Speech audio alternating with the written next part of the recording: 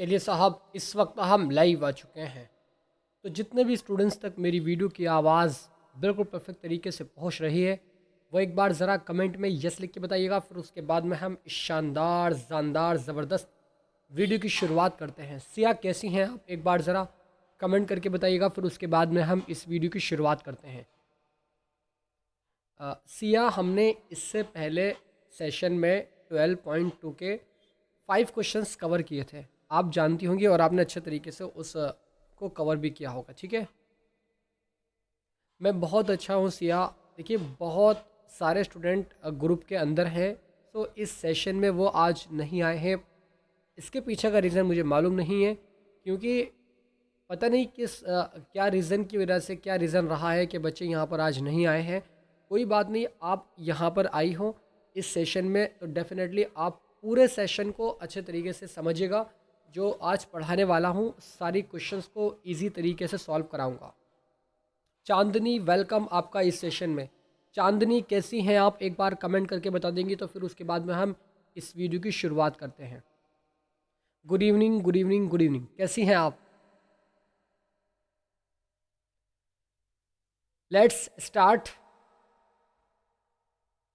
देखिए, पहला क्वेश्चन आपके स्क्रीन पर विजिबल है दोस्त। इस सेशन की शुरुआत बहुत ज़बरदस्त लाइन से करते हैं कि यूं ही नहीं मिलती राही को मंजिल, एक जुनून सा दिल में जगाना पड़ता है। यूं ही नहीं मिलती राही को मंजिल, एक जुनून सा दिल में जगाना पड़ता है। मैंने पूछा उस चिड़िया से, ये आशियाना कैसे बना? तो चिड़िया बोली, भरनी पड़ती है उड़ान, तिनका उठाना पड़ता है। भरनी पड़ती है उड़ान, तिनका उठाना पड़ता है। मैं ठीक हूँ चांदनी। इस सेशन की शुरुआत इन्हीं लाइनों के माध्यम से करते हैं और धीरे धीरे इस वाले क्वेश्चंस को पढ़ते हैं। पूरे सेशन को लगातार अटेंड कीजिएगा और जुड़े रहिएगा, कहीं मत जाना। सारे क्वेश्चन को सही तरीके से समझाने की कोशिश करता हूँ। कह रहा है, 15 सेंटीमीटर त्रिज्या वाले एक वृत्त की कोई जीवा केंद्र पर 60 डिग्री का कोण आंतरित करती है। कितने डिग्री का कोण? 60 डिग्री का कोण आंतरित करती है। कि एक कॉर्ड, यानी वृत्त की कोई जीवा, ए कॉर्ड ऑफ ए सर्किल, वृत्त की कोई जीवा of radius 15 centimetre, substance and angle of 60 degree at the centre. यानी सेंटर पर 60 डिग्री का कोण क्या करती है? सब्सटेंस करती है, आंतरित करती है। ठीक है, तो सबसे पहला स्टेप आपकी स्क्रीन पर एक मैं यहाँ पर सर्किल बना लेता हूँ, और सर्किल इसकी मैं एक कॉर्ड बना लेता हूँ, जिसको हम सेकंड भी बोलते हैं। तो मैंने इस सर्किल की एक जीवा बना ली, और वो ये कह रहा है कि जो जीवा है ना, जीवा ये केंद्र पर, यानी मान लेके इसका सेंटर ये रहा, इसके सेंटर पर ये 60 डिग्री का एंगल को बना रही है। कितने डिग्री का भाई? 60 डिग्री का एंगल। तो ये वाला जो एंगल है वो कितने डिग्री का है? वो 60 डिग्री का है। ठीक है, 60 डिग्री का एंगल वो बना रही है। इस बात को आप सभी स्टूडेंट्स समझ रहे होंगे, ये बात कही गई है इसमें। वो ये कह रहा है कि संगत लघु, संगत लघु, लघु का मतलब होता है छोटा, संगत का मतलब होता है करस्पॉन्डिंग। श्याम, वेलकम आपका इस सेशन में। श्याम कैसे हैं आप, एक बार ज़रा कमेंट करके बताइएगा। संगत का मतलब होता है क्या? करस्पॉन्डिंग, यानी उससे जुड़ा हुआ, उसके पास वाला। और लघु का मतलब होता है छोटा। और दीर्घ वृत्तखंड, यानी एक तो हमें संगत वृत्तखंड और दीर्घ वृत्तखंड के क्षेत्रफल ज्ञात करने हैं। किस किस को पूछ रहा है, ज़रा ध्यान से इस बात को समझिएगा प्लीज़ करके। एक तो हमसे वो इस वाले एरिया को पूछ रहा है कि ये एरिया ज्ञात कीजिएगा, यानी इसको बोलते हैं find the area of the corresponding minor and major segment. इसको, इस एरिया को जो एक चाप से, यानी एक, इसको क्या बोलते हैं? चाप को इंग्लिश में, एक चाप से और एक कॉर्ड से जो एरिया ढक रहा है, ये एरिया पूछ रहा है। और जो दूसरी चीज़, यानी पूरा बचा हुआ है, ये पूरा इस सर्किल को मिला करके ही इसका भी मान, इसका भी एरिया वो पूछ रहा है। देखिए, सबसे पहला स्टेप दोस्त, आप यहाँ पर समझने की कोशिश करना कि अगर मैं इस पूरे एरिया को निकाल लूँ, पहले इस पूरे एरिया में से अगर मैं इस ट्राइंगल के एरिया को हटा देता हूँ, तो हमें इस माइनर सेगमेंट, इस लघु वृत्तखंड का क्षेत्रफल मिल जाएगा, माइनर सेगमेंट का एरिया निकल जाएगा। मेजर का निकालने के लिए सर्किल के एरिया में से माइनर को माइनस कर देना, निकल जाएगा। तो सबसे पहले गिवन दैट, मैं यहाँ पर लिखता हूँ गिवन दैट जो चीज़ें दी हुई है फटाफट अंदाज में उसको नोट करते हैं। गिवन क्या दिया हुआ है, वृत्त की त्रिज्या यानी रेडियस ऑफ सर्किल, वृत्त की त्रिज्या इजिकस टू आर, और इजिकस टू कितनी दी हुई है, वो ये कह रहा है 15 सेंटीमीटर, तो 15 सेंटीमीटर दी हुई है, तो आर इजिकस टू 15 सेंटीमीटर हमारा गिवन है, दिया हुआ है। माना कि ए बी जीवा जो कि दिया हुआ है, आप यहां पर लिख भी सकते हैं कि माना कि ए बी कॉर्ड यानी जीवा ए बी कॉर्ड सर्किल पर, ए बी जीवा केंद्र पर, सेंटर पर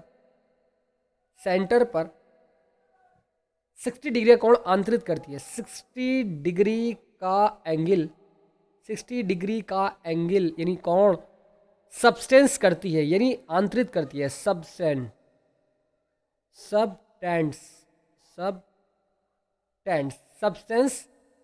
करती है। इस तरीके से आप लिख सकते हैं ताकि बात समझ आ जाए। इस तरीके से सबस्टेंस करती है 60 डिग्री का एंगल।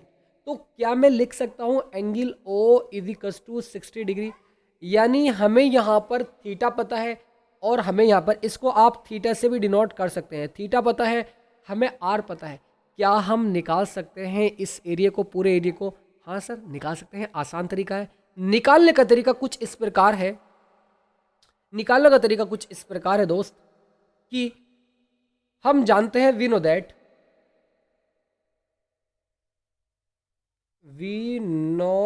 हम जानते हैं कि एरिया ऑफ माइनर सेक्टर लिखिएगा। एरिया ऑफ माइनर सेक्टर यानी त्रिज्या खंड का क्षेत्रफल। आप त्रिज्या खंड मान लो कि ये हमारा ए है और ये हमारा बी है। ये ए बी क्या है, इसकी जीवा है, कॉर्ड है। तो we know that area of minor sector आप लिख सकते हैं इसको, यानी लघु त्रिज्या खंड का क्षेत्रफल माइनर सेक्टर इजिकल्स टू, आप क्या जानते हैं, क्योंकि हम जानते हैं फॉर्मूला थीटा डिवाइड में 360 इंटू पाई आर स्क्वायर, ये सभी स्टूडेंट्स जानते हैं। इजिकल्स टू थीटा का मान 60 डिग्री और डिवाइड में 360 और इंटू पाई का मान रख दूं क्या 22? नहीं सर, पाई का मान 1.73 रखना है।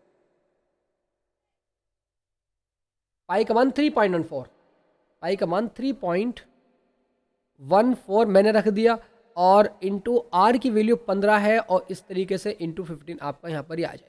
50 यानी आर स्क्वायर मतलब 15 का स्क्वायर। सो इस वाले जीरो से ये वाला जीरो कैंसिल, 6 6 कितना होता है, 36 होता है। आप यहाँ से इसको पूरे को सॉल्व करेंगे तो यहाँ पर मैं इसको अगर थोड़ा सा और सॉल्व करूँ तो 3 दूनी 6 और 3 पंजे 15। ठीक है, इसको सॉल्व करने के बाद आप जब इस पूरे को सॉल्व करोगे तो आपका यहाँ पर कितना आ जाएगा, मैं फाइनल लिख रहा हूँ, लघु त्रिज्या खंड का क्षेत्रफल 117.75 सेंटीमीटर स्क्वायर। ये आप निकाल चुके हैं, इसका इस त्रिज्या खंड का क्षेत्रफल आपने निकाल लिया है। ठीक है, सो अब हमें चूंकि क्या निकालना है, हमें तो इस जहाँ पे मैंने शेडेड पार्ट किया है ये येलो कलर से, सो इस एरिया को फाइंड करने के लिए क्या करना होगा? सच बताओ दोस्त, इसको निकालने के लिए एक फॉर्मूला कि सबसे पहले हमें इस ओ ए बी के बारे में बात करनी होगी। अगर हम इस ट्राइंगल के एरिया को निकाल लेते हैं तो इस त्रिज्या खंड के क्षेत्रफल में से इस ट्राइंगल के एरिया को हटा देंगे तो येलो कलर का जो शेडेड पार्ट है ये इसका एरिया निकल जाएगा। तो यहाँ पर लिखते हैं क्या कि ट्राइंगल ओ ए बी में क्या लिखेंगे आप कि ओ ए इजिकल्स टू ओ बी, ये आप लिख सकते हैं इजीली, क्योंकि हम बात कर रहे हैं किसकी, ए ओ बी में। ओ ए इजिकल्स टू ओ बी एक ही वृत्त की त्रिज्या है। रीजन दे सकते हैं क्यों बराबर है, एक ही वृत्त की त्रिज्या है।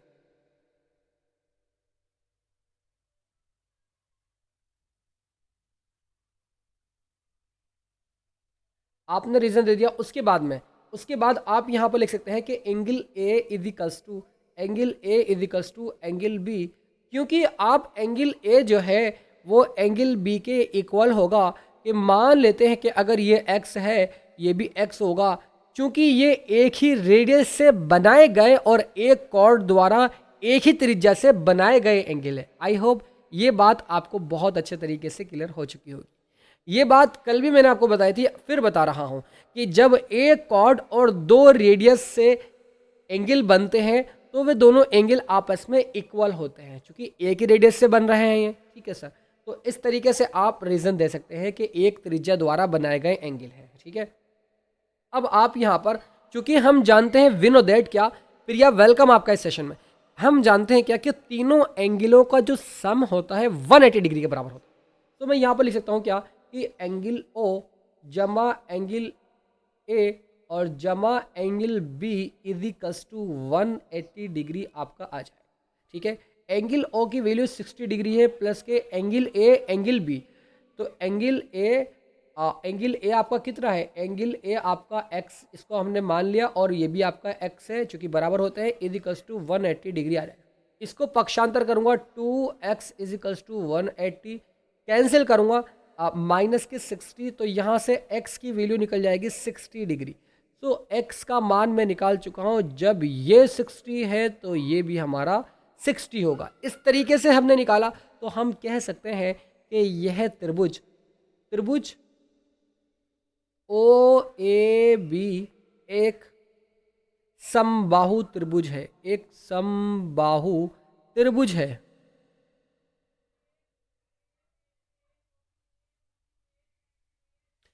इक्वल, इसको बोलते हैं equilateral triangle. It is a equilateral triangle O A B, ठीक है।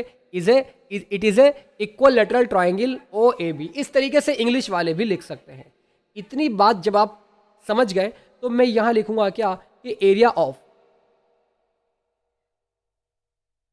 Equilateral triangle O A B is equals to, आप सभी स्टूडेंट्स जानते हैं ना क्या होता है फॉर्मूला। प्रिया बताओ भाई क्या होता है फॉर्मूला इसका फॉर्मूला बेटा मैंने बताया था √3/4 इंटू ए स्क्वायर, यही तो बताया था भाई, इंटू ए स्क्वायर। ए क्या है, ए इसकी रेडियस होती है, तो आप चूंकि यहाँ पर इसकी रेडियस आर है तो इसको मैं आर स्क्वायर कर रहा हूँ, तो कोई दिक्कत वाली बात यहाँ पर आपकी नहीं होनी चाहिए। Is equals to √3/4। सर √3 की जगह √3 का मान रख दूं क्या, भाई रहने दीजिएगा, अभी आप रहने दीजिएगा, बाद में रखिएगा इसका मान। इंटू आर की वैल्यू 15 है, 15 है। इसको आप सॉल्व कर लेंगे, तो सॉल्व करने के बाद फाइनली इसका आंसर लिख रहा हूं कितना कि √3/4, 15 का स्क्वायर कितना होता है बेटा, आप सभी स्टूडेंट्स जानते हैं इस बात को, कितना होता है। शिवांशी वेलकम आपका इस लाइव सेशन में, कैसी हैं आप, एक बार जरा कमेंट करके बता दीजिए। √3/4, 15 का स्क्वायर 225 होता है, तो 225 आपका यहाँ पर आ जाएगा। इतना काम आप करेंगे और करने के बाद में आप इसके मान को भी खोल दीजिएगा। √3 का इसमें कहा गया है कि अप्लाई कीजिएगा, यूज कीजिएगा 1.73। तो मैं अगली स्लाइड को ऐड करता हूं और यहाँ पर इज इक्वल्स टू किसके एरिया फाइंड कर रहे हैं, ओ ए बी का, ट्राइंगल ओ ए बी का एरिया फाइंड कर रहे हैं। तो √3 का मान 1.73 रखूंगा मैं, 1.73 फटाफट अंदाज में, ठीक है। 1.73 इंटू 225 इंटू 225 और डिवाइड में 4 चल रहा है। इसको आप सॉल्व करोगे तो ये आपका सॉल्व होने के बाद कुछ इस तरीके से आ जाएगा। मैं डायरेक्टली इसका आंसर लिख रहा हूँ कि 97.3125 सेंटीमीटर स्क्वायर। इतनी बात आप सभी स्टूडेंट ने समझ ली। अब देखिए फिर से ध्यान समझिएगा, क्योंकि अभी हमने इस ट्राइंगल के एरिया को फाइंड किया है। हमें जहां पर मैंने शेडेड पार्ट किया है येलो पेन से, इस एरिया को निकालना है। कैसे निकालेंगे, निकालने का तरीका कि एरिया ऑफ माइनर सेक्टर में से एरिया ऑफ ट्राइंगल को माइनस कर देंगे, या इस तरह का हो कि एरिया ऑफ माइनर सेक्टर में से एरिया ऑफ इक्वलेटरल ट्राइंगल के एरिया को हटा देंगे। इस तरीके से भी आप कह सकते हैं। Very good students. तो इसका एरिया कितना है भाई, अभी निकाला हमने, कितना था भाई, यहाँ पर आपका आया था 117.75। मैं यहाँ पर लिखता हूँ क्या कि area of minor segment, minor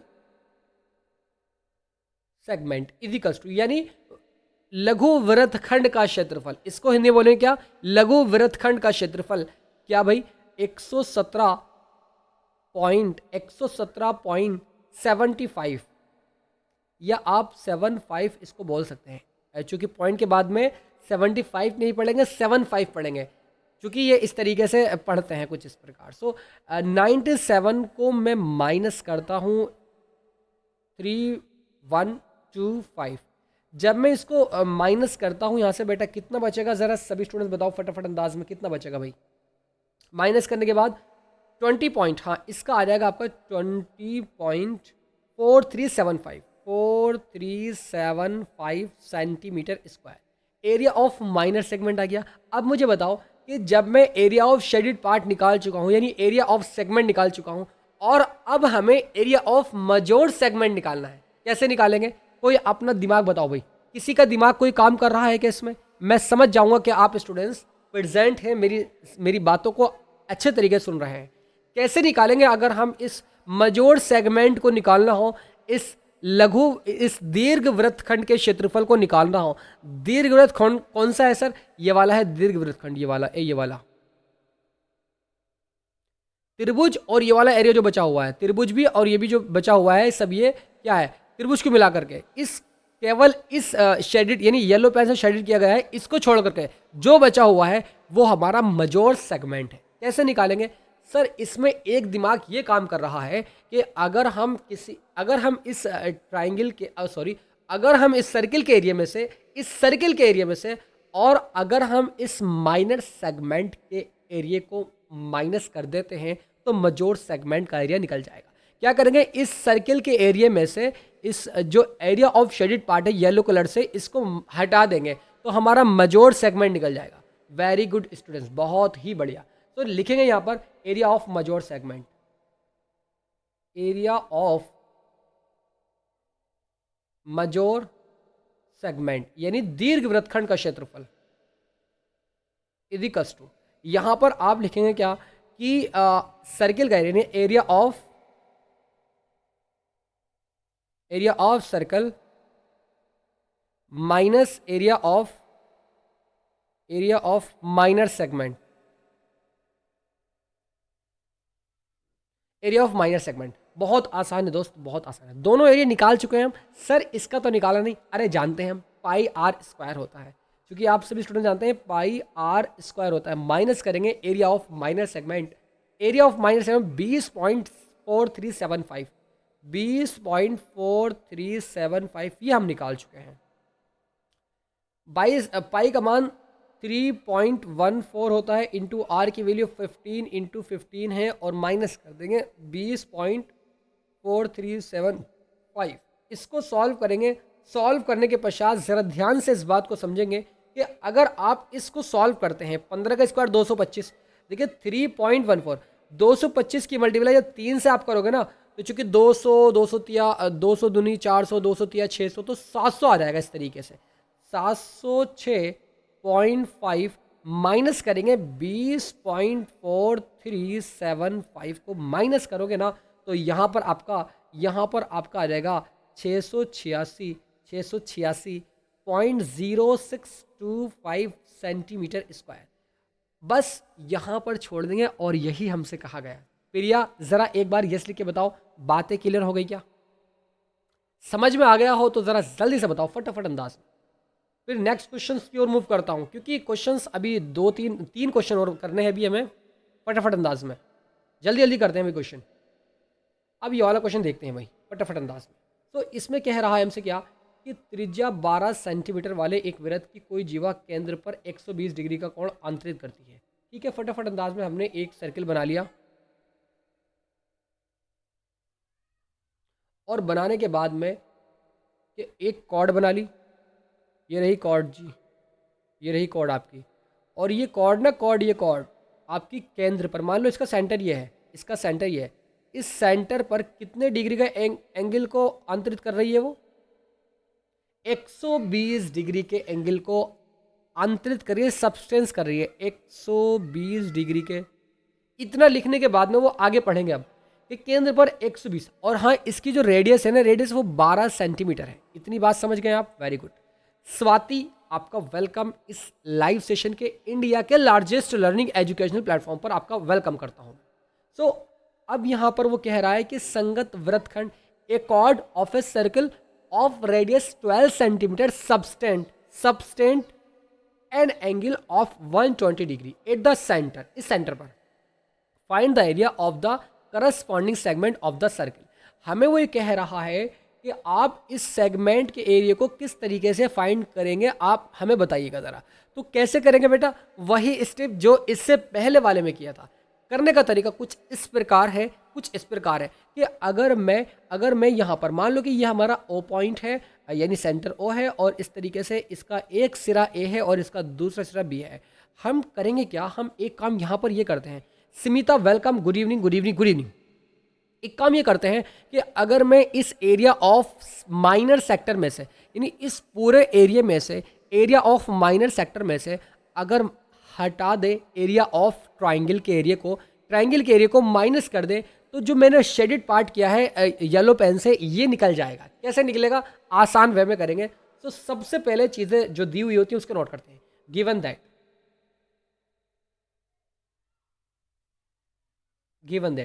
क्या दिया हुआ है भाई? यहां पर दिया हुआ है, एक काम करते हैं फटाफट अंदाज में, थोड़ा सा इसको जरा रफ करते हैं पूरे को, और थोड़ा सा बड़ा करके बनाते हैं।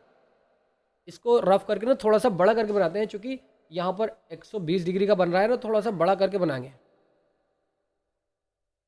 मान लो ये आपका इस तरीके से, और ये आपकी कॉर्ड है, और ये कॉर्ड इस सेंटर पर, मान लो ये सेंटर है आपका, सेंटर, ठीक है, ये सेंटर मान लो इस तरीके से कितने डिग्री का बना रही है भाई? 120 डिग्री का बना रही है। ठीक है सर, बात आपकी मान ली, मेरी नहीं भाई, एक क्वेश्चन की बात मानो आप। क्वेश्चन में जो बोल रहा है उसकी बात आप मानेंगे। 120 डिग्री का बना रही है, इसको ओ मान लिया, और इस वाले को मान लिया ए, और इसको मान लिया बी। इतनी बात आप सभी स्टूडेंट ने समझ ली। Very good students. Given that क्या दिया हुआ है? वृत्त की त्रिज्या यानी radius of circle, radius of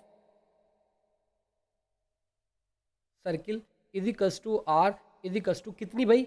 यहाँ पर 12 सेंटीमीटर दिया हुआ है, तो इस तरीके से आप 12 लिखेंगे, और यहाँ पर लिख सकते हैं angle O equals to 120 degree. आपने इस बात को लिखा, और लिखने के बाद आप क्या काम करोगे ज़रा सभी स्टूडेंट्स समझेंगे। शोभित कैसे हैं आप? एक बार कमेंट करके बताओ फटाफट अंदाज में। तो इसका मतलब ये हुआ कि हमें थीटा पता चल गया। अब क्या हम इस एरिया ऑफ माइनर सेक्टर को, एरिया ऑफ माइनर सेक्टर में दो चीज़ आ रही है, एक तो एरिया ऑफ ट्राइंगल आ रहा है और एरिया ऑफ माइनर सेगमेंट आ रहा है। तो चूंकि हम जानते हैं कि दोनों से मिलकर जो एरिया बन रहा है ये एरिया ऑफ सेक्टर कहलाएगा, हम यहां पर निकालेंगे area of sector, area of sector, क्योंकि जो दो चीज़ पता है निकाल सकते हैं आसान तरीके से। थीटा डिवाइड में 360 into pi r square equals to, theta का मान कितना है सर? 120 डिग्री, 360 इंटू पाई का मान कितना है भाई? 3.14 इंटू आर की वैल्यू 12 इंटू 12 दी हुई है। इस वाले जीरो से जीरो कैंसिल, 12 तिया 36, 3 चौक 12 और 12 चौक 48, 48 की 3 से मल्टीप्लाई कराओगे तो फाइनली इसका 150 आ जाएगा, यानी 150 पॉइंट, यानी 150.72 सेंटीमीटर स्क्वायर इसकी, यानी एरिया ऑफ सेक्टर निकल गया। अब हमें क्या निकालना है? हमें तो सेगमेंट निकालना है। थोड़ा सा शेडिड कर देता हूँ इस पार्ट को शेडिड कर देता हूँ तो थोड़ा सा खूबसूरत लगेगा, थोड़ा सा खूबसूरत सा बन जाएगा ये। सो इसको मैं यहाँ पर इस तरीके से शेडिड कर रहा हूँ।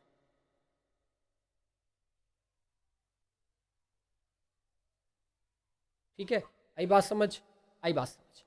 अब देखिए बच्चों कैसे निकालेंगे। सबसे पहले हमें निकालने के लिए इसको क्या करना होगा? इस ट्राइंगल के एरिया को निकालना होगा। कैसे निकालेंगे? कुछ इसमें चीज़ें करनी पड़ेंगी।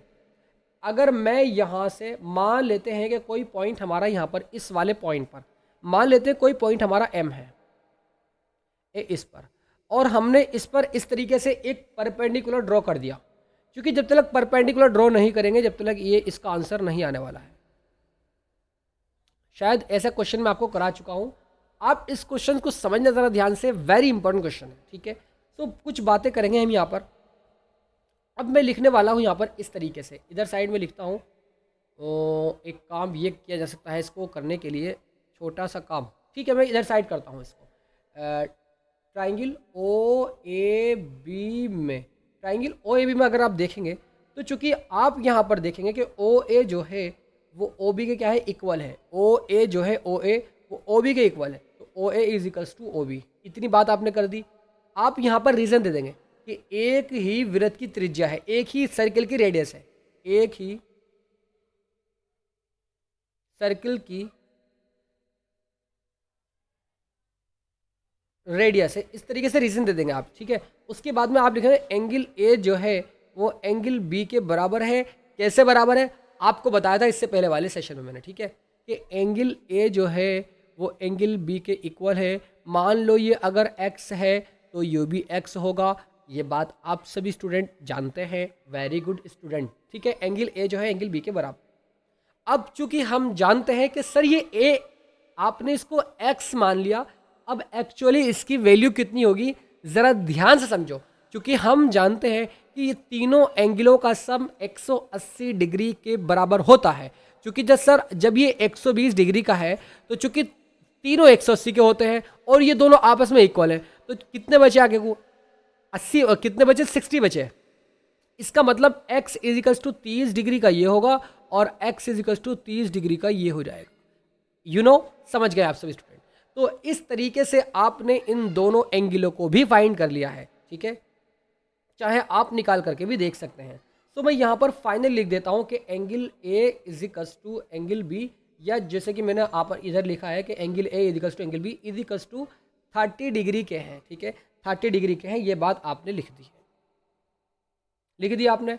अब यहाँ पर केंद्र ओ से जीवा पर ए बी पर ओ एम लंब डाला गया है, तो यहाँ पर लिख सकते हैं आप क्या कि केंद्र ओ से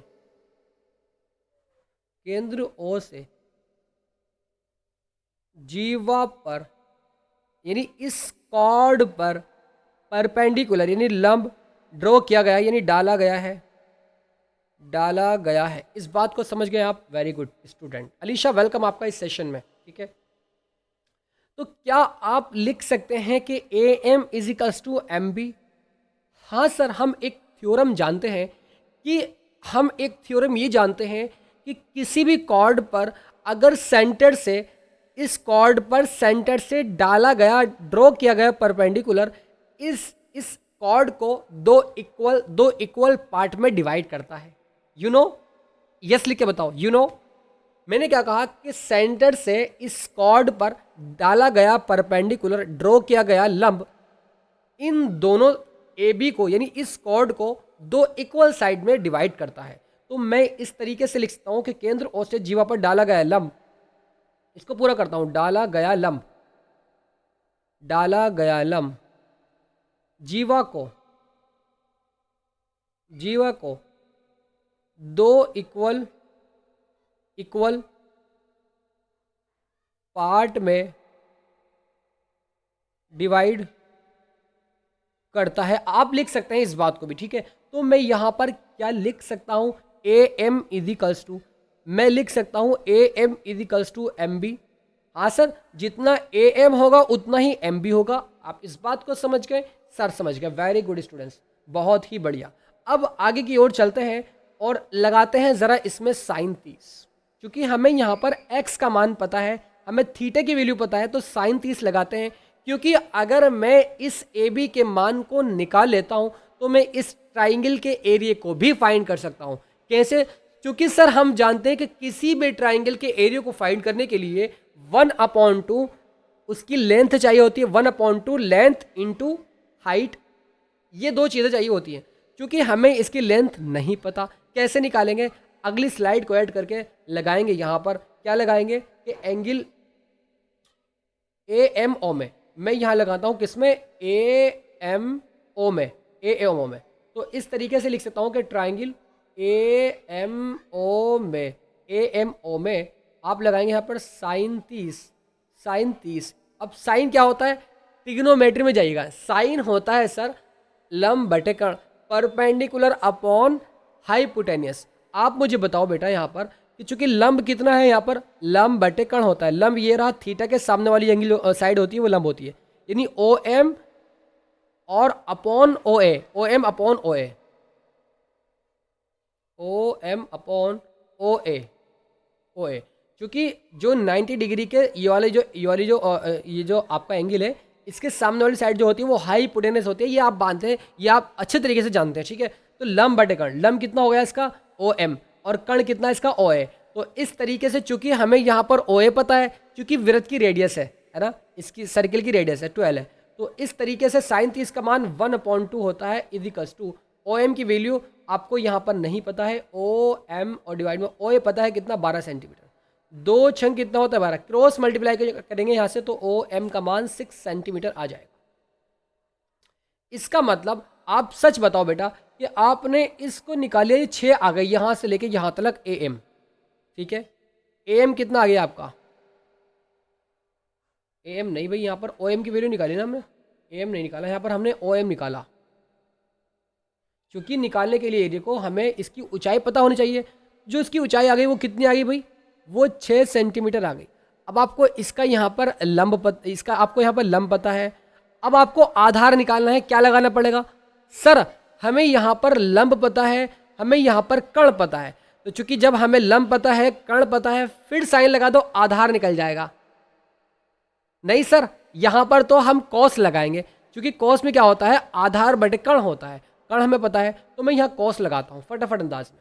तो लिखते फिर दोबारा से, ट्राइंगल ए एम ओ में कॉस 30 इजिकल्स टू आधार बटे कर्ण, यानी base upon hypotenuse equals to base कितना है सर, बेस तो निकालना है जो कि ए एम है, तो ए एम और डिवाइड में आपका एच क्या है हाइपोटेनस जो कि 12 सेंटीमीटर है। तो मैं यहाँ पर जब 12 रखता हूँ तो आप, और cos 30 का मान आप जानते हैं √3/2 होता है, √3/2 equals to A M upon 12, और क्रॉस मल्टीप्लिकेशन करेंगे इसकी तो ए एम इजिकल्स टू कितना आ जाएगा, √3 × 12 डिवाइड बाई 2, 2 छंग 12, तो ए एम का मान 6√3 यहाँ पर आ जाएगा। सभी स्टूडेंट्स को पता है ना इस बात का, ए एम की वैल्यू आप निकाल चुके हैं। जरा सभी स्टूडेंट्स बताओ, इतनी बात समझ आ गई आपको, ए बी का मान, हम यहां पर बच्चों हम यहां पर ए एम का मान निकाल चुके हैं। अब हमें इसकी लेंथ पता, यानी इसकी लेंथ चाहिए हमें, इसकी लेंथ मालूम करने के लिए सच बताना सभी स्टूडेंट्स, क्या 2 से मल्टीप्लाई ना करा दूंगा इसकी, तो फटाफट अंदाज में मैं यहां पर लिख सकता हूं कि ए बी की लंबाई यानी लेंथ ऑफ ए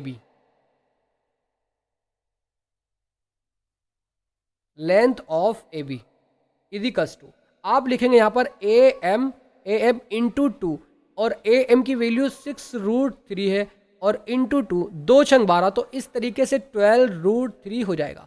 आपको यहाँ पर ए बी की वैल्यू मालूम हो गई, यानी उस कॉर्ड की लंबाई पता है और इस ट्राइंगल की ऊंचाई पता है, तो क्या आप उसका एरिया फाइंड कर सकते हैं? हाँ कर सकते हैं सर।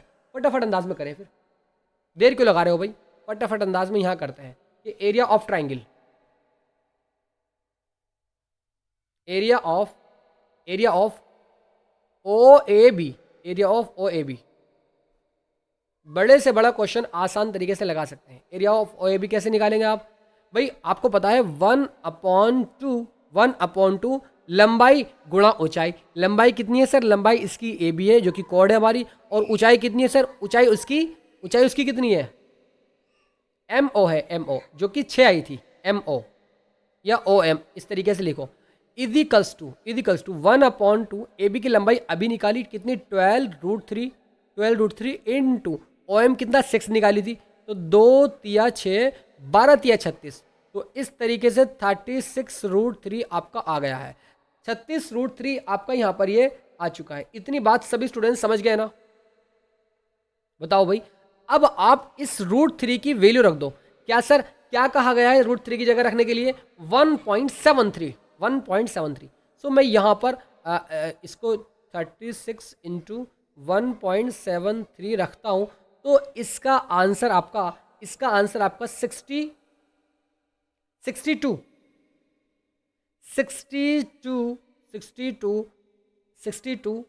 0.28 सेंटीमीटर आ जाएगा। इतनी बात सभी स्टूडेंट समझे? सत्या, समीर, शौबित, अलीशा, शगुन, सभी स्टूडेंट समझ गए इस बात को? वेरी गुड स्टूडेंट्स, बहुत ही बढ़िया। एरिया ऑफ OAB आप यहाँ पर त्रिभुज OAB, ठीक है, ये निकाल लिया आपने। अब क्योंकि आपको यहाँ पर सेगमेंट का एरिया निकालना है, अभी आपने नहीं निकाला, क्या करेंगे कि अगर हम इस एरिया ऑफ माइनर सेक्टर में से माइनस कर दे एरिया ऑफ ट्राइंगल के एरिया को, तो निकल जाएगा। तो यहां पर लिखता हूं area of minor segment,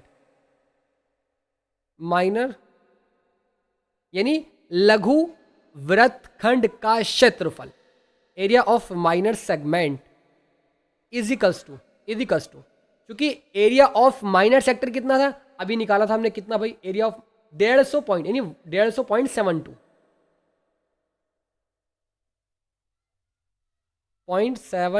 minus कर देंगे एरिया ऑफ ट्राइंगल OAB का अभी निकाला एरिया 62.28 माइनस जैसे ही करते हैं एरिया ऑफ माइनर सेगमेंट निकल जाएगा। कितना आएगा भाई? फटाफट अंदाज में मैं इसको माइनस कर रहा हूं, तो यहां पर आपका आ जाएगा 88.44 सेंटीमीटर स्क्वायर। इतना आसान क्वेश्चन, लेकिन लॉजिकल क्वेश्चन, मजेदार क्वेश्चन। समझ में आया हो तो यस लिख के बताओ, फिर उसके बाद में नेक्स्ट क्वेश्चन की ओर मूव करते हैं। समझ में आया हो तो जरा यस लिख के बताओ फटाफट अंदाज। वेरी गुड स्टूडेंट्स, आगे की तरफ चलते हैं और जरा इस वाले क्वेश्चन को भी समझने की पूरी कोशिश करते हैं। कह रहा है 15 मीटर भुजा वाले एक वर्गाकार घास के मैदान के एक कोने पर लगे खूंटे से एक घोड़े को 5 मीटर लंबी रस्सी से बांध दिया गया है कि a horse is tied to a peg at one corner of a square shaped. आप यहाँ पर इस मैदान को देख रहे हैं, ये जो मैदान है वो स्क्वायर का शेप का है, ठीक है। अब इसके स्क्वायर के एक कोने पर इस घोड़े को बांध दिया गया है, इस हॉर्स को बांध दिया गया है, ठीक है। अब वो ये कह रहा है कि grass field of side 15 metre by means of 5 metre long rope. वो ये कह रहा है कि खूंटे से एक घोड़े को 5 मीटर लंबी रस्सी से बांध दिया गया है, यानी जो रस्सी है इसकी लंबाई रस्सी की कितनी है? 5 मीटर है। वेरी गुड स्टूडेंट्स, ठीक है। अब वो पहला क्वेश्चन कह रहा है कि मैदान के उस भाग का क्षेत्रफल, कि the area of that part of the field in which the arts can grace. मैदान के उस भाग का क्षेत्रफल जहां घोड़ा घास चर सकता है। आप सच बताना बेटा कि जब हमने इसके गले को रस्सी से बांध दिया और इस रस्सी की जो लंबाई है 5 मीटर है, आप सच बताना, और इसको एक खूंटे में बांध दिया गया है, तो कुछ इस तरीके से घास चर सकता है, इस तरीके से। इससे बाहर यानी इस सीमा से, इस लिमिट से बाहर वो नहीं जा सकता घास चरने के लिए। इसका मतलब क्या हुआ? अगर आप इस पार्ट को देखें तो ये एक क्वाड्रेंट की तरह दिखता है, और हम क्वाड्रेंट के एरिया को किस तरीके से फाइंड करते हैं? आई होप इस वाले क्वेश्चंस को इससे पहले वाले सेशन में कवर करा चुका हूं, ठीक है। आई बात समझ? तो फटाफट अंदाज में जो चीजें दी हुई हैं उसको गिवन करते हैं। यहां पर गिवन दैट दिया गया है, मैं लिखता हूं यहां पर फटाफट अंदाज में। गिवन दैट क्या दिया हुआ है? रस्सी की लंबाई यानी लेंथ ऑफ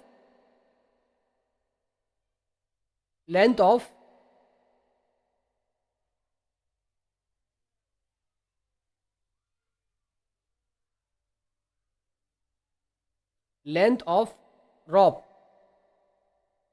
इजिकल्स टू 5 मीटर। और क्या मैं इसको आर लिख सकता हूं? Yes and no. क्या मैं इसको आर लिख सकता हूं? क्योंकि जो इसकी रस्सी है वो एक रेडियस की तरह काम कर रही है। आप मुझे बताओ, इसकी रेडियस की तरह काम कर रही है, तो इस क्वाड्रेंट की ये रेडियस है। क्या आप इस बात को इस तरीके से भी कह सकते हैं कि ये इस सर्किल की रेडियस है, त्रिज्या है? प्रिंस, वेलकम करता हूं आपका इस लाइव सेशन में बेटा। Very good. सो अब निकाल सकता हूं क्या? Area of sector. सर यहां पर चूंकि हमें एंगल जो दिया हुआ है, एंगल ये 90 डिग्री का आपको नजर आ रहा होगा, सो मैं इसको रेड पेन से दिखा दूं तो ये एरिया जो है वो 90 डिग्री का है। तो इसका मतलब थीटा भी हमें मालूम है, theta is equals to 90 degree. तो एरिया एरिया ऑफ, मैं लिखता हूँ यहाँ पर area of sector, area of sector ही लिखिएगा आप, एरिया ऑफ यानी त्रिज्या खंड का क्षेत्रफल, area of sector equals to आप जानते हैं भाई, कल परसों से यही पढ़ते हुए आ रहे हैं, थीटा डिवाइड में 360 into pi r square, pi का मान यहाँ पर 3.14 रखना है तो रखना है ना। तो थीटा का मान 90 और डिवाइड में 360 इंटू पाई का मान 3.14 इंटू आर की वैल्यू 5 और इस 0 से ये 0 कैंसिल, 9 चौक कितना होता है 36 होता है। इसको आप सॉल्व करेंगे तो इस तरीके से यहाँ से हटा करके 2 0 बढ़ जाएंगे और इस 5 की 5 चौक 20, इसको सॉल्व करेंगे ना आप, करने के बाद आपका फाइनली आंसर मैं लिख रहा हूँ यहाँ पर फटाफट अंदाज में, 5 का स्क्वायर है, चूंकि आर स्क्वायर होता है तो 5 का स्क्वायर इस तरीके से, ठीक है। तो इसको फाइनली मैं लिख रहा हूं यहाँ पर त्रिज्या खंड का क्षेत्रफल 19.625 सेंटीमीटर स्क्वायर। तो आप लास्ट में एक लाइन लिख सकते हैं कि जहां पर घोड़ा घास चढ़ सकता है, जहां पर घोड़ा घास grazing area in the rope 19.625 centimetre, इस तरीके से आप बना करके लिख सकते हैं। कोई डाउट तो नहीं, कोई डाउट तो नहीं है ना। सेकंड क्वेश्चन, तो इसमें वो ये कह रहा है, क्या कह रहा है सर, कि चरे जा सकने वाले क्षेत्रफल में वृद्धि यानी the increase in the grazing area if the rope were 10 metre long instant of 5 metre, 5 metre से 10 मीटर उसकी लंबाई बढ़ा दी जाती है। किसकी? उस रॉप की जो उसके गले में बंधी हुई है, उस रस्सी की। अलीशा, बातें समझ नहीं है आपकी? बताओ बेटा। नहीं है सर कोई डाउट? वेरी गुड स्टूडेंट, बहुत ही बढ़िया। कोई डाउट नहीं है तो बहुत अच्छी बात है। अब वो ये कह रहा है कि चरे जा सकने वाले क्षेत्रफल में वृद्धि, यदि घोड़े को 5 मीटर लंबी रस्सी के स्थान पर 10 मीटर लंबी रस्सी से बांध दिया जाए, बहुत आसान है भी। अब यहाँ पर यानी आर का मान कितना हो जाएगा, यानी त्रिज्या खंड की त्रिज्या आप लिख सकते हैं यहाँ पर क्या, कि रस्सी की लंबाई यानी length of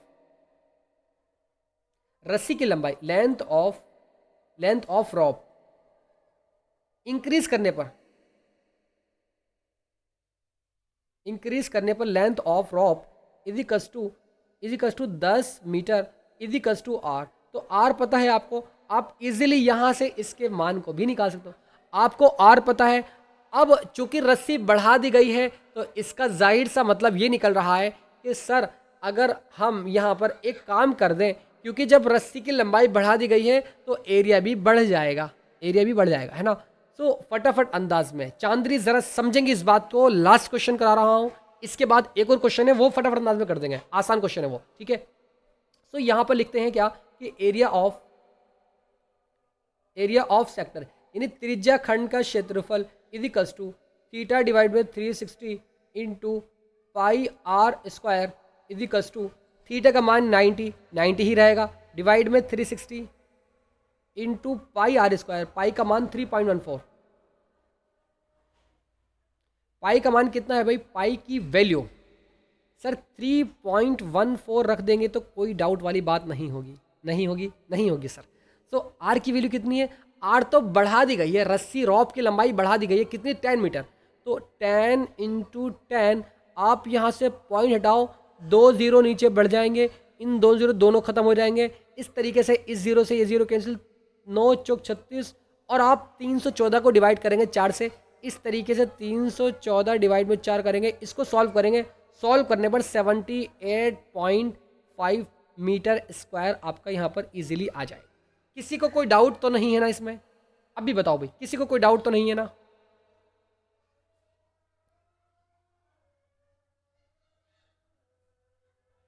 no sir, very good sir, बहुत ही बढ़िया।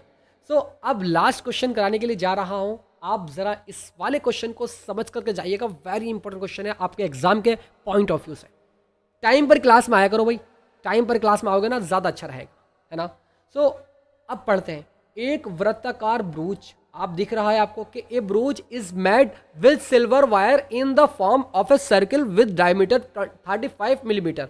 जो इसका डायमीटर है वो कितना है, 35 मिलीमीटर है, आप इस बात को समझ रहे होंगे, कह रहा है वो इस बात को चांदी के तार से बनाया जाना है जिसका व्यास 35 मिलीमीटर है।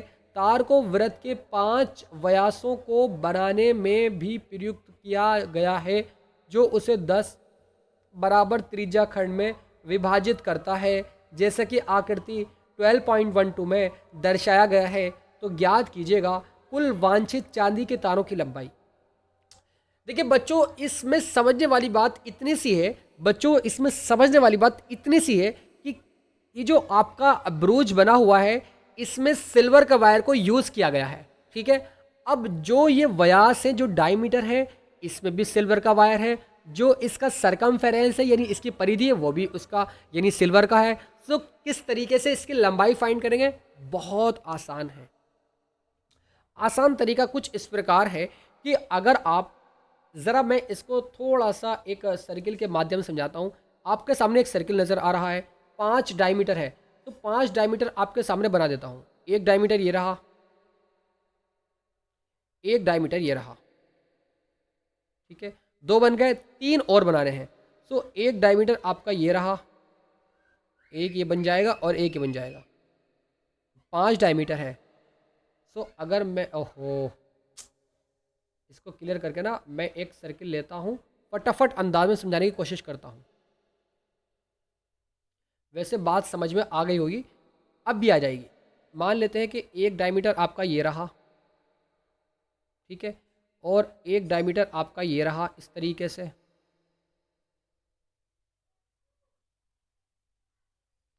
और इस तरीके से एक डायमीटर आपका ये रहा। 4 डायमीटर होगा ना, 1 2 3, 3 हुए भी। और एक डायमीटर आपका ये रहा,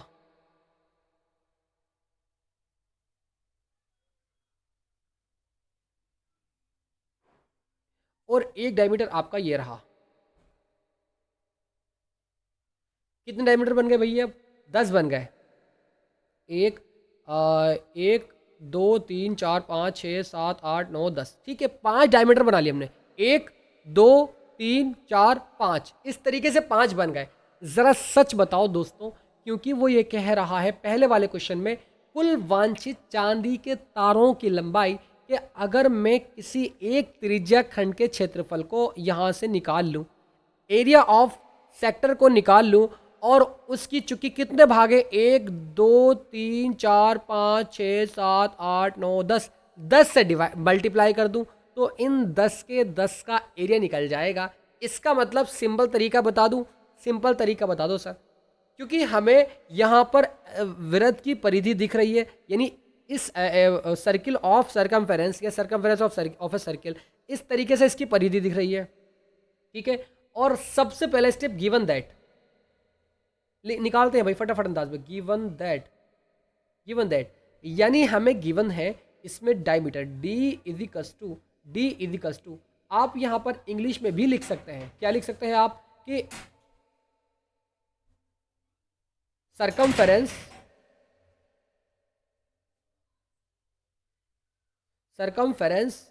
ऑफ ए सर्किल, यानी इस वृत्त की परिधि,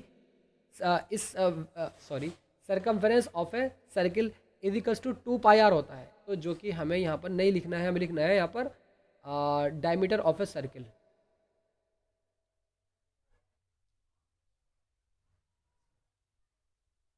diameter of a circle equals to D equals to, क्योंकि हमें इसका डायमीटर दिया हुआ है, कितना दिया हुआ है? 35 मिलीमीटर। अगर मैं 35 मिलीमीटर को डिवाइड कर दूं 2 से, तो वो R बन जाता है, वो रेडियस बन जाती है, ठीक है बेटा। अब चूंकि हमें इसमें वृत्त की परिधि तो मालूम हो जाएगी, R का मान हमने यहाँ पर निकाले 35/2, ठीक है। अब आप जानते हैं क्या कि सरकमफेरेंस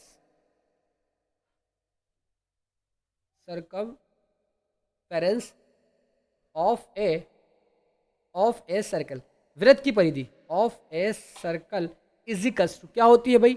2 पाई R होता है, इजिकल्स टू 2 पाई का मान 22/7 नहीं बताया गया, तो 22/7 यूज़ करते हैं, इंटू R की वैल्यू यहाँ पर कितनी है? 35/2 35 मिनट, 7 पंजे 35, 2 से इसको काटेंगे 11 आ जाएगा, 11 पंजे 55, 55 दूनी 110। तो इस तरीके से आपका 110 मिलीमीटर यहाँ पर आ जाएगा, 110 मिलीमीटर आ जाएगा। क्या आ जाएगा? सरकमफेरेंस आ जाएगी, वृत्त की परिधि निकाल ली हमने यहाँ पर। अब यहाँ पर सभी स्टूडेंट्स इस बात को समझेंगे, क्योंकि अगर मुझे यहाँ पर ये एंगल मालूम हो जाए तो मैं त्रिज्या खंड के एरिया को निकाल सकता हूँ। सर कैसे पता करेंगे? आसान तरीका बता दूँ? बता दीजिएगा सर। क्योंकि हम जानते हैं क्या कि यहाँ पर आप देख रहे हैं कि पूरा कितना एंगल बनता है आपका, कितना का एंगल बनता है? 360 का बनता है। यानी इसको पूरा चक्कर लगाने में, इस तरीके से पूरा चक्कर लगाने में 360 का एंगल बनता है।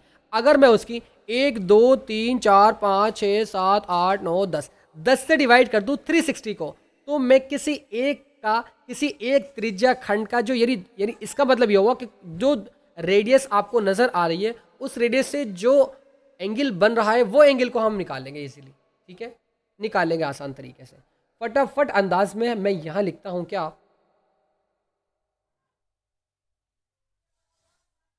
हाँ।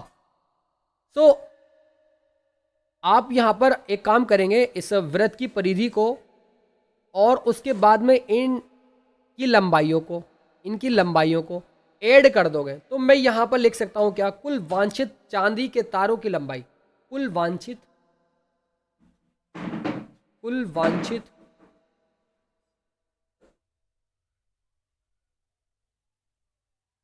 चांदी के तारों की लंबाई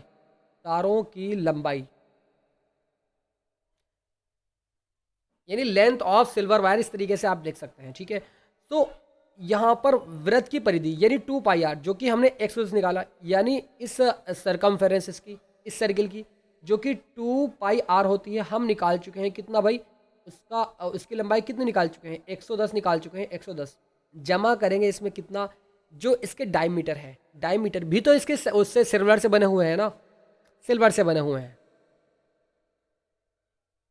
सर संडे में सबसे फॉर्मूला सुनना, बिल्कुल भाई, संडे में एक लाइव क्लास रहेगी आपकी, डिस्कशन क्लास रहेगी 2 घंटे की, सभी से बातें होंगी, फिर दोबारा से सबसे फॉर्मूला सुनूंगा, आप सभी तैयार हो जाएंगे फॉर्मूले के लिए, सभी फॉर्मूले याद करके लेकर आएंगे। ठीक है, और हाँ, यहाँ पर चूंकि हमें एक डायमीटर की लंबाई पता है 35 मिलीमीटर, अगर मैं 5 डायमीटर की लंबाई को निकालना चाहूँ, 5 से मल्टीप्लाई कर दूंगा, पाँचों की निकल जाएगी। तो इस तरीके से 5 और एक डायमीटर की जो लेंथ है वो 35 मिलीमीटर है। तो इस तरीके से आपका पहला आंसर तो आ जाएगा। 5 पंजी 25 का 5 हासिल लगा, 1 5 या 15 और 2 17, 175, और इसको जब आप ऐड करेंगे तो 285 मिलीमीटर आपका यहाँ पर ये आ जाएगा। आपका एक क्वेश्चन का आंसर तो सॉल्व हो चुका है। सेकंड क्वेश्चन वो ये कह रहा है क्या, कि कह रहा है ब्रूच के प्रत्येक यानी the area of each sector of the ब्रूच के प्रत्येक त्रिज्याखंड का क्षेत्रफल भी बताना है, प्रत्येक त्रिज्याखंड का क्षेत्र। अब यहां पर करना क्या होगा, हमें यहां पर एक काम ये करना होगा, वृत्त का क्षेत्रफल निकालना होगा कि अगर मैं वृत्त के क्षेत्रफल में से, याद रखना जरा इस बात को, क्योंकि आप मुझे बताओ 10 त्रिज्या खंड का क्षेत्रफल 1 2 3 4 5 6 7 8 9 10 त्रिज्या खंड का क्षेत्रफल इक्वल होगा वृत्त के क्षेत्रफल के। जरा यस लिख के बताओ सभी स्टूडेंट। तो मैं स्लाइड को ऐड करता हूं और लिखता हूं यहां पर वृत्त का क्षेत्रफल यानी एरिया ऑफ, या मैं इसको इंग्लिश में ही लिखता हूं एरिया ऑफ सर्किल।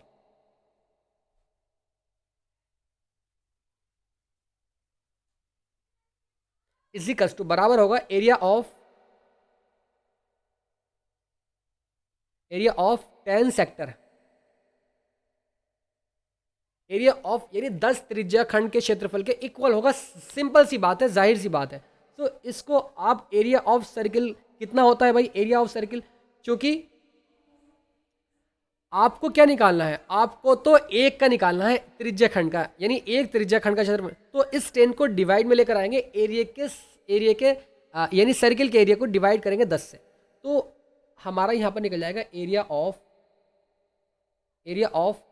1 सेक्टर यानी उसका एक त्रिज्यखंड का क्षेत्रफल is equals to area of circle. Area of circle कितना होता है? Pi r square, pi r square divide करेंगे 10 से, इज इक्वल्स टू पाई का मान कितना रख दूं भाई? पाई का मान सर 22/7 रख दोगे तो काम चल जाएगा। 22/7 इंटू आर की वैल्यू कितनी है भाई?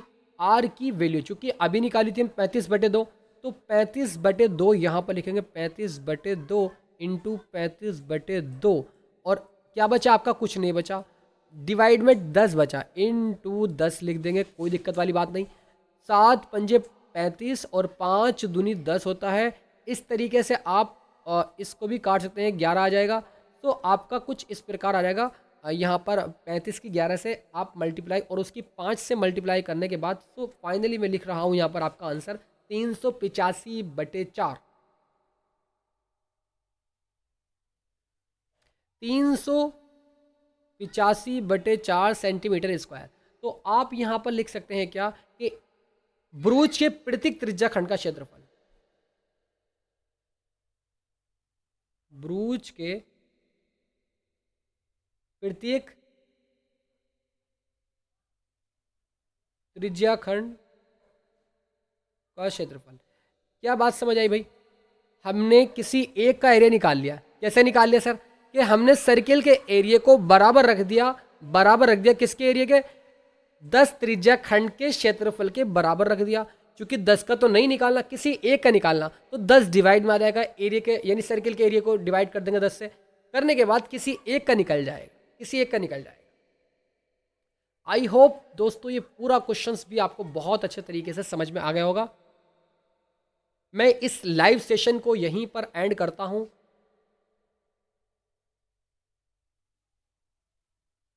मिलता हूं फिर नेक्स्ट लाइव क्लास में। So God bless you all of you, love you and take care.